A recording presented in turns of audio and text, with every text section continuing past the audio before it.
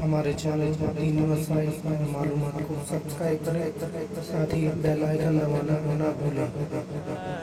قرآني عصمة أمري، قرآني طوق نجاتي، قرآني نبض حياتي، قرآني طهر الحمد لله نحمده ونستعينه ونستغفره ونؤمن به ونتوكل عليه ونعوذ بالله من شرور أنفسنا ومن سيئات أعمالنا، من يهده الله فلا مضل له ومن يضلل فلا هادي له، ونشهد أن لا إله إلا الله وحده لا شريك له، ونشهد أن سيدنا ومولانا محمدا عبده ورسوله. أما بعد، فأعوذ بالله من الشيطان الرجيم، بسم الله الرحمن الرحيم. ومن ورائهم برزخ إلى يوم يبعثون. صدق اللہ العظیم. سنتیں بعد میں پڑھ لیں، آگے آگے بیٹھ جائیں، آگے آگے. محترم بزرگوں اور دوستوں، جو آیت مبارکہ میں نے تلاوت کی ہے، اس آیت کے اندر اللہ رب العزت والجلال نے قبر کے حالات کے سلسلے میں بیان فرمایا ہے وَمِن وَرَائِهِمْ بَرْزَخٌ إِلَى يَوْمِ يُبْعَثُونَ، اور ان کے پیچھے ایک برزخ ہے، اور یہ برزخ قیامت کے دن تک کے لیے ہے. انسان جب دنیا کے اندر آتا ہے تو آنے سے پہلے اس کو 4 مرحلوں سے زندگی گزارنی پڑتی ہے. نمبر 1 عالم ارواح، نمبر 2 عالم دنیا، نمبر 3 عالم برزخ، نمبر 4 عالم آخرت. یہ 4 مراحل سے انسان زندگی گزارتا ہے. عالم ارواح کسے کہتے ہیں؟ یعنی عالم ارواح وہ عالم ہے جہاں پر ہماری روحیں تھی، جس میں مبارک نہیں تھا، یعنی جسم کا اور روح کا کوئی تعلق نہیں تھا، صرف روحیں تھی. وہاں پر ہمارے پہلے عالم کے اندر ہم نے زندگی گزاری. اس کے بعد اللہ تبارک و تعالی نے ہمیں دنیا کے اندر بھیجا. یہ عالم دنیا کہلاتا ہے، اور عالم دنیا کا مطلب یہ ہے یعنی روح اور جسم دونوں کا تعلق برقرار ہے. یعنی جب روح ہے جسم کے ساتھ تو ہم اس دنیا کے اندر ہیں. جیسے ہی سمبند ٹوٹے گا، تعلق ٹوٹے گا، رابطہ ٹوٹے گا، ہم دوسرے عالم کے اندر چلے جائیں گے. تو عالم دنیا کا مطلب روح اور جسم دونوں کا تعلق کا ہونا، جس میں اثر کے ساتھ یہ عالم دنیا ہے. یہاں پر بھی ہم ایک زمانے تک زندگی گزارتے ہیں. اس کے بعد تیسرا عالم ہے جسے عالم برزخ کہتے ہیں. جب اس دنیا کے اندر انسان کی روح جسم سے علیحدہ ہو جاتی ہے، جسم سے جدا ہو جاتی ہے اور جسم سے الگ ہو جاتی ہے، تو انسان مر جاتا ہے، جسے موت کہتے ہیں. اب وہ تیسرے عالم کے اندر چلا جاتا ہے جسے عالم برزخ کہتے ہیں. اور عالم برزخ یعنی قبر. اور اس عالم کا معنی کیا ہے؟ یعنی جسم اور روح کا کیا ہے؟ تھوڑا سا تعلق برقرار رہتا ہے. یہ عالم قبر ہے. اسی کو اللہ نے اس آیت مبارکہ کے اندر بیان فرمایا ہے وَمِن وَرَائِهِمْ بَرْزَخٌ إِلَى يَوْمِ يُبْعَثُونَ. مرنے کے بعد وہ عالم برزخ یعنی عالم قبر کے اندر چلے جاتے ہیں. اس کے بعد ایک زمانے تک قبر کے اندر رہتے ہیں، عالم برزخ کے اندر. پھر چوتھے عالم کے اندر ہمیں سفر کرنا ہے. وہ چوتھا عالم ہے وَمِن وَرَائِهِمْ بَرْزَخٌ إِلَى يَوْمِ يُبْعَثُونَ، یعنی کیا آخرت کا عالم ہے جہاں پر کیا ہے ہم چلے جاتے ہیں. یہ 4 عالم ہیں جہاں پر انسان کو اس طریقے سے سفر کرنا ہے. ترتیب پہلے عالم ارواح کے اندر، پھر عالم اس دنیا کے اندر، پھر اس کے بعد عالم برزخ کے اندر، پھر اس کے بعد عالم آخرت کے اندر، جہاں پر ہمیں ہمیشہ کے ہمیشہ رہنا ہے. وہاں پر موت نہیں ہے، وہاں پر دکھ نہیں ہے. اب موت کا بھی سلسلہ ختم ہو جائے گا. عالم آخرت کے اندر اللہ پہلے پارے کے اندر سورۃ البقرہ کے اندر کوئی تیسرے رکوع کے اندر ارشاد فرماتا ہے کنتم امواتا فأحياكم ثم يميتكم ثم يحييكم ثم إليه ترجعون، یعنی تم کیا ہے پہلے مردہ تھے، امواتن تمہارے جسم نہیں تھے، تم کیا ہے جسم سے پاک تھے، زندگی تمہاری نہیں تھی، کنتم امواتن فأحیاکم، پھر اللہ نے تمہیں ایک وقت کے بعد زندگی عطا فرمائی، پھر ثم یمیتکم، پھر اس کے بعد ایک زندگی گزارنے کے بعد اللہ تمہیں موت عطا فرمائے گا، ثم یمیتکم ثم یحییکم، پھر اس کے بعد اللہ تمہیں کیا ہے ایک لمبے زمانے تک برزخ میں رہنے کے بعد اللہ تمہیں دوبارہ زندگی عطا فرمائے گا، ثم یحییکم ثم الیہ ترجعون، پھر تمہیں واپس اللہ کی طرف لوٹ کر کے جانا ہے۔ حدیث مبارکہ کے اندر آتا ہے عبداللہ ابن عباس رضی اللہ تعالی عنہما، جنہوں نے کیا ہے قرآن کریم کی تفسیر کو اللہ کے نبی علیہ السلام سے کیا سیکھا تھا، وہ اس آیت کے سلسلے میں جلالین کے اندر روایت بیان فرماتے ہیں کہ کنتم امواتن، یعنی تم کیا ہے مردہ تھے، یعنی تم کیا ہے اللہ نے تمہیں زندگی نہیں عطا کی تھی، فاحیاکم، پھر اللہ نے تمہیں زندگی عطا کر فرمائی، ثم یمیتکم، پھر اللہ نے تمہیں کیا ہے زندگی عطا فرمائی، یہ زندگی کیا ہے کون سی ہے، ثم الیہ ترجعون، یعنی تمہیں واپس لوٹنا ہے۔ اس کے بارے میں وہ فرماتے ہیں یعنی تمہیں کیا ہے قبر کے اندر جو زندگی عطا فرمائی ہے وہاں پر اللہ کے بارے میں کیا ہے تمہیں سوال کرنا ہے، اللہ تم سے سوال کرے گا فرشتوں کے ذریعے سے، وہ 3 سوال ہوں گے، ان 3 سوال کون کون سے ہیں، یعنی جب انسان قبر کے اندر چلا جاتا ہے تو لہذا قبر کے اندر جب مردے کو دفن کر دیا جاتا ہے، دفن کرنے کے بعد اس کے پاس 2 فرشتے آتے ہیں، فیانی ملکانی، یعنی 2 فرشتے اس کے پاس آتے ہیں، اور آنے کے بعد فیجلسانی ہی، پھر وہ دونوں کے دونوں اس کو بٹھاتے ہیں، بٹھانے کے بعد اس سے سوال کرتے ہیں من ربکا، تیرا رب کون ہے، یعنی تو پروردگار کس کو مانتا ہے، دنیا کے اندر کس کی عبادت کرتا تھا، دنیا کے اندر کس کے سامنے ماتھا ٹیکتا تھا، کس کو سجدہ کیا کرتا تھا، اگر کیا ہے بندہ مومن ہوگا، اگر بندہ صالح ہوگا، اگر بندہ نیک ہوگا، اگر بندہ ایمان والا ہوگا، اگر بندہ اسلام والا ہوگا تو وہ جواب میں فرمائے گا من ربکا کا جواب میں ربی اللہ، یعنی میرا رب اللہ ہے۔ اس کے بعد میں دوسرا سوال فرمائے گا فرشتہ کہ من دیما دینو کا، تیرا دین کیا ہے، یعنی کس مذہب کے اوپر تھا، کس دین کے اوپر چلتا تھا، تو وہ کہے گا دینی الاسلام، یعنی میرا دین اسلام ہے، میں اسلام کو فالو کرتا تھا، میں اسلام کو مانتا تھا، اسلام کے کہے مطابق زندگی میں نے گزاری ہے، تو وہ دوسرے سوال کا جواب بھی ٹھیک دے دے گا۔ اس کے بعد تیسرا سوال فرمائے گا کہ کیا ہے اس شخص کے بارے میں تیرا کیا سوال کیا خیال ہے، یہ جو شخص ہے یعنی اس شخص کے بارے میں آتا ہے روایت کے اندر جو قبر کے اندر اشارہ کر کے پوچھے گا، وہ اللہ کے نبی علیہ السلام کی قبر اطہر کی طرف اشارہ فرمائے گا۔ روایت کے اندر آتا ہے، ایک روایت کے اندر اللہ تبارک و تعالی اس مومن بندے کی قبر سے اور اللہ کے نبی کی قبر تک تمام پردوں کو ہٹا دے گا، تمام پردوں کو ختم کر دے گا۔ اس شخص کو جب فرشتہ پوچھے گا تو اللہ کے نبی صاف دکھائی دیں گے، تو فرمائے گا اس شخص کے بارے میں کیا سوال ہے، تو بندہ کہے گا اگر مومن ہے تو کیا ہے میں یہ نبی ہے، میرے کیا ہے نبی ہے، میرے رسول ہے، میں ان کے مطابق زندگی گزارتا تھا۔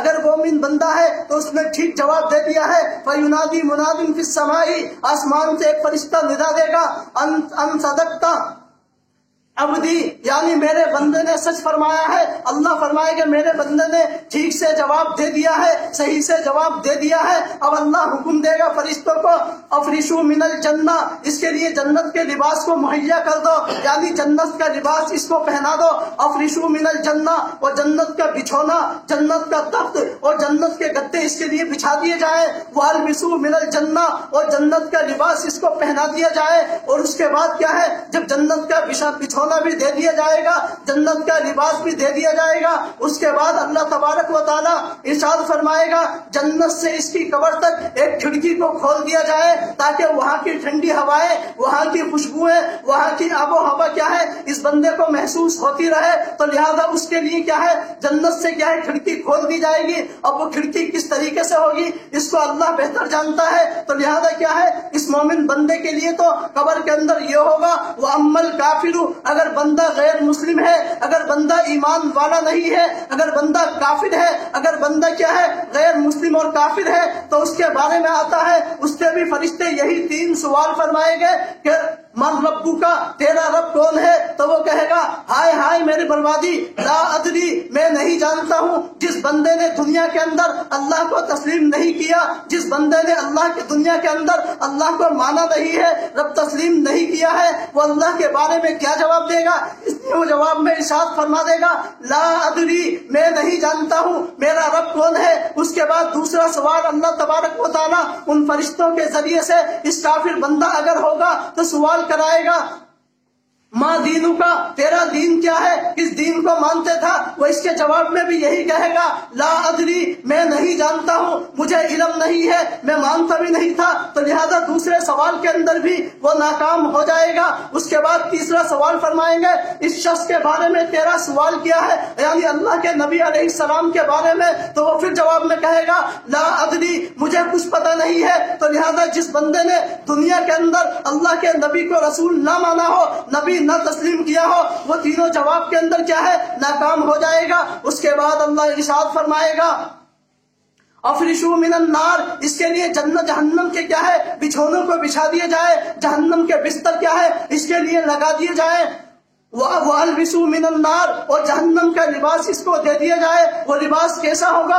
वो लिबास आग का होगा, जिसके अंदर से क्या है, तपिश आ रही होगी, आग की खोलन को महसूस करेगा। उसके बाद क्या है, अल्लाह हुक्म फरमाएगा कि क्या है, इसके लिए क्या है, जहन्नम से क्या है, एक खिड़की खोल दी जाए, ताकि वहाँ की हरारत, वहाँ की सख्ती, वहाँ की बदबुएं इसके पास पहुंचती रहे। ये दुनिया कब्र के अंदर था, एक जमाने तक क्या है, हम कब्र के अंदर रहेंगे, लेकिन सवाल पैदा होता है जब बंदा क्या है, मर जाता है, तो लिहाजा कब्र के अंदर भी क्या है, अजाब होता है। हमें तो महसूस नहीं होता है, हमें तो इल्म नहीं होता है। रिवायत के अंदर आता है अल्लाह के नबी अलैहिस्सलातु वस्सलाम एक मरतबा तशरीफ ले जा रहे थे, तो लिहाजा अपने खच्चर ऊँटनी के ऊपर थे।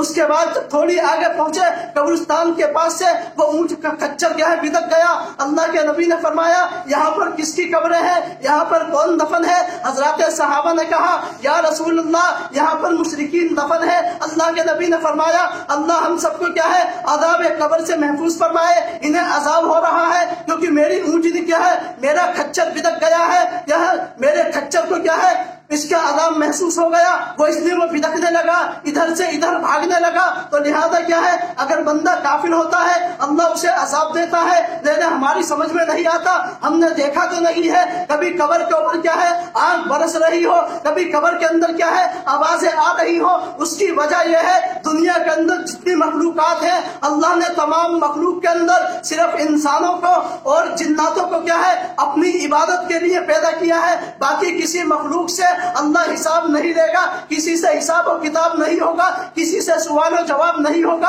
अय्युहस्सकलान, यानी ये जो तो क्या है, दो मखलूक है, यानी बोझ वाली, जिसे इंसान और जिन्नात कहते हैं, इनसे हिसाब किताब होगा। उसकी वजह यह है वमा खलक़तुल जिन्ना वल इंसा इल्ला लियअबुदून, सूरह 27वें पारे के अंदर रुकू नंबर 2 के अंदर अल्लाह ने इंसान की तख्लीक के मकसद को क्या है, बयान फरमाते हुए इरशाद फरमाया है हमने इंसानों को और हमने जिन्नातों को सिर्फ अपनी इबादत के लिए पैदा किया है। तो लिहाजा दुनिया के अंदर इंसान और जिन्नात जो है वो सिर्फ अल्लाह के अहकामात के पाबंद है। जानवर क्या है, घोड़े खच्चर भैंस, ये किसी क्या है, अहकाम के पाबंद नहीं है, सिर्फ हम है और जिन्नात है, इनसे हिसाब और किताब होगा। तो लिहाजा अल्लाह के नबी ने फरमाया क्या तुम चाहते हो तुम्हें अज़ाब कब्र दिखा दिया जाए? अगर क्या है मैं अल्लाह से इसको मांग लिए जाऊं कि मेरी उम्मत को क्या है, अज़ाब कब्र दिखा दिया जाए, तो लिहाजा तुम अपने मुर्दों को क्या है, दफन करना बिल्कुल छोड़ देगा। तो लिहाजा क्या है, अज़ाब कब्र के अंदर अज़ाब होता है। अब क्या है, बंदा सवाल करता है कि क्या है, अज़ाब कब्र जब कब्र के अंदर होता है तो लिहाजा हमें महसूस नहीं होता, तो लिहाजा कब्र के अंदर अगर दफन कर दिया जाए तो उसे तो अज़ाब होता है, लेकिन मुशरिकीन है अपने मुर्दों को जलाते हैं, तो लिहाजा उन्हें तो अज़ाब नहीं होता है। इसी तरीके से अगर कोई बंदा क्या है, समंदर के अंदर गर्क हो जाए या दरिया के अंदर डूब करके मर जाए और उसकी लाश का पता न चले, तो लिहाजा वो तो जमीन के अंदर नहीं पहुंचा, उसको अज़ाब कब्र कहा तो है। इसी तरीके से अगर किसी जानवर ने क्या है, किसी इंसान पर हमला कर दिया, चाहे वो मुसलमान हो चाहे वो गैर मुस्लिम हो, तो लिहाजा जानवर के पेट के अंदर पहुंचा, तो लिहाजा वो तो जमीन के अंदर नहीं पहुंचा है, उसे अज़ाब कब्र कहाँ से होता है, ये सवाल हो सकता है। इस सवाल का जवाब क्या है, अल्लाह तबारक व तआला ने कुरान मजीद के अंदर दे दिया है। उसका जवाब क्या है कि अगर क्या है, बंदा समंदर के अंदर गर्क हो जाए तो लिहाजा उसे भी عذاب ہوتا ہے، جانور اس کو کھا لے اسے بھی عذاب ہوتا ہے۔ اسی طریقے سے اگر مردوں کو جلا دیا جائے تو لہذا اسے بھی عذاب ہوتا ہے۔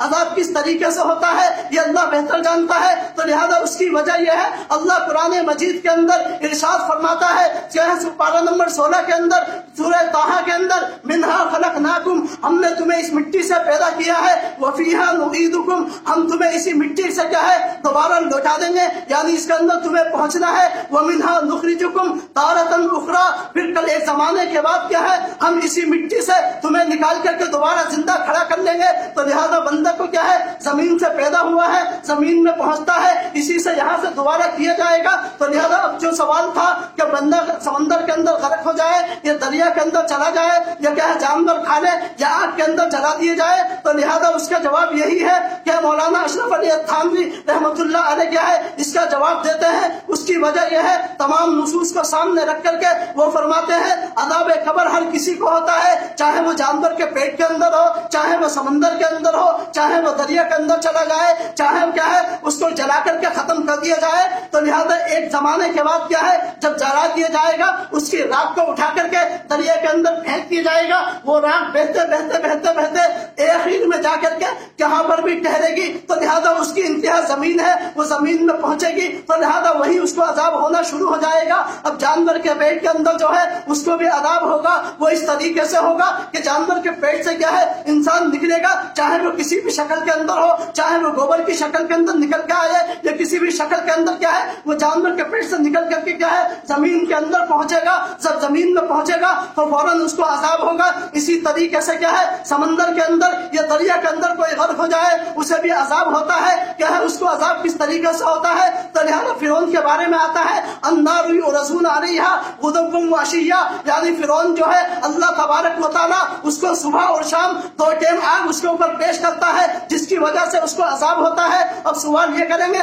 ہمیں تو محسوس نہیں ہوتا ہے، تو لہذا اللہ تبارک و تعالیٰ نے قبر کے جو حالات ہیں، برزخ کے جو حالات ہیں، اللہ نے اسے پوشیدہ رکھا ہے، اور پوشیدے والی جو چیز ہوتی ہے وہ انسان کو دکھائی نہیں دیتی ہے، تو لہذا ہر کسی کو عذاب ہوتا ہے۔ مثال کے طور پر سمجھیے ایک عورت ہے، اس عورت کا چہرہ کیا ہے نقاب کے اندر ہے، کیا ہے ڈھکا ہوا ہے، اب کیا ہے وہ عورت تو کیا ہے باہر کی چیز کو محسوس کرتی ہے، کون شخص ہے کون آ رہا ہے، اسے نقاب کے اندر سے کیا ہے باہر کا سب کچھ دکھائی دے رہا ہے، لیکن ہمیں کیا ہے اس عورت کے چہرے کو نہیں دکھا رہا کیونکہ وہ پردے کے اندر ہے، وہ برزخ کیا ہے پردے اور آڑ کے اندر ہے، ایک دیوار کے اندر ہے، یعنی جسے پردہ کہتے ہیں، تو لہذا برزخ جو ہے وہ آڑ کی جگہ ہے، پردے کی جگہ ہے، تو لہذا پردے کے اندر سے کیا ہے اندر والی چیز باہر والوں کو دکھائی نہیں دیتی ہے، لیکن باہر والوں کو کیا ہے باہر والوں کو اندر کی چیز نہیں دکھائی دیتی ہے، لیکن اندر والا کیا ہے باہر کی چیزوں کو محسوس کرتا ہے۔ تو لہذا یہ قبر کے حالات تھے، تو لہذا اللہ تبارک و تعالیٰ نے ارشاد فرمایا وَمِن وَرَائِهِمْ بَرْزَخٌ إِلَىٰ يَوْمِ يُبْعَثُونَ، ایک زمانے کے بعد کیا ہے تمہیں قبر میں پہنچنا ہے، وہاں حساب و کتاب ہوگا۔ تو لہذا اللہ تبارک و تعالیٰ ہمیں ہر بات کو سمجھ کر کے اس پر عمل کرنے کی توفیق عطا فرمائے، اور اعمال صالحہ کی بھی توفیق عطا فرمائے، اچھے زندگی گزارنے کی بھی توفیق عطا فرمائے، تاکہ ہم جنت کے اندر پہنچ جائیں۔ اللہ تبارک و تعالیٰ مجھے اور آپ کو کہنے اور سننے سے زیادہ عمل کی توفیق عطا فرمائے۔ وآخر دعوانا الحمدللہ رب العالمین۔ جن حضرات نے سنتیں نہیں پڑھی ہیں وہ ہمارے چینل دینی مسائل اور معلومات کو سبسکرائب کریں، ساتھ ہی بیل کا آئیکن دبانا نہ بھولیں۔